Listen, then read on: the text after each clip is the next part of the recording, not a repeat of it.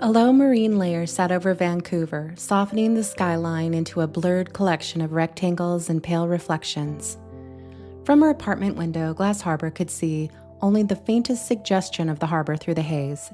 Street lamps shimmering on wet pavement, the muted rise and fall of passing traffic, nothing more.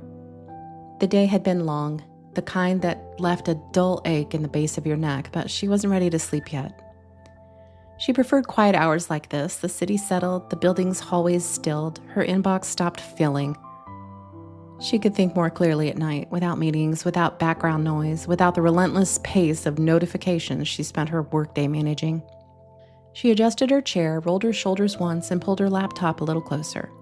She hadn't planned on opening the thread again, but the discussion tugged at the edges of her attention.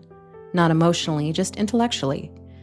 Ever since she joined 2 nights earlier, she found herself returning, not out of urgency or fear, but out of a simple practical curiosity.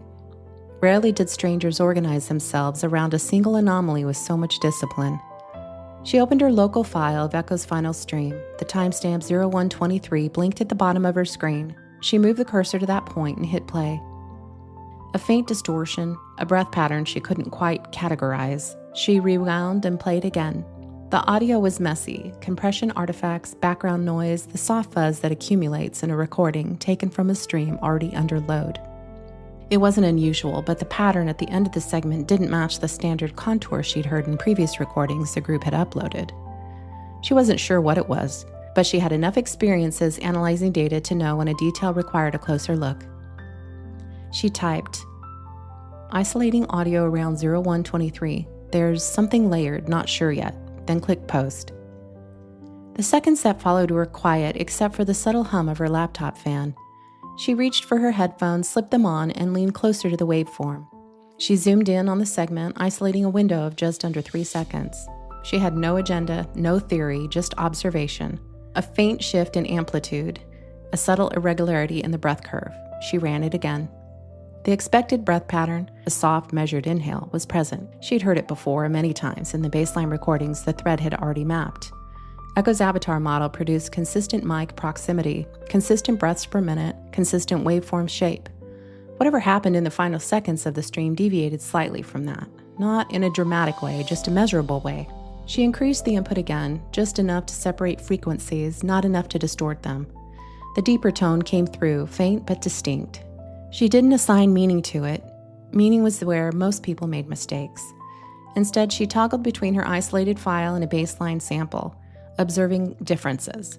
The primary inhale hit at the expected point in the waveform, but underneath it lay a second curve, a slight dip, offset by nearly 1/10 of a second, too steady to be artifact, too shaped to be random. Her forum notifications blinked. She opened the first. Sundown, still awake, sending through any findings? I'm running FFT on that segment. She replied by opening her tools again. She ran a short band pass over the audio, then overlaid the filtered version atop the original. The lower contour separated neatly, soft, shallow, subtly rounded. The deeper one remained, like an impression left beneath it. She replayed the segment 3 times, shifting between headphones and external speakers. She didn't trust one device alone. The faint signature persisted across both. Another notification appeared. Northbridge. Anything measurable? If there's a second audio source, even faint, we can separate waveforms. She didn't answer yet, not until she was certain what she was hearing existed in the file itself, not a phantom, not a software quirk. She returned to her tools and examined the timeline. The deeper breath did not align with Echo's known posture or mic distance, but she didn't mention that. Others would leap to implications. She preferred to keep information contained until she fully understood it. Another new post arrived. Vale Cruz, I hear it now. 2 inhales? One deeper than the other? She raised one eyebrow. That was quick. Too quick for her taste. She toggled her attention back to her own analysis. Just data, just signal. She ran a spectral separation algorithm slower this time, letting it isolate the deeper frequency band. The breath, if that's what it is, pulled away from the rest of the waveform more cleanly, forming a distinct shape in the graph. Interesting. No more than that. Another notification blinked. Meridian line. Double breath signature equals new column added. If confirmed, changes the whole timeline. She exhaled softly through her nose, not in frustration, but in mild caution. She appreciated meridian line structure, but premature timeline shifts risked misalignment. She placed her fingers on the keys and wrote, "Not committing yet, but a regular double breath is accurate, posting samples soon." She pressed send, then navigated back to the waveform. She exported a clean version of the isolated segment into a shared folder, but did not yet upload it. She wanted to run one more comparative pass.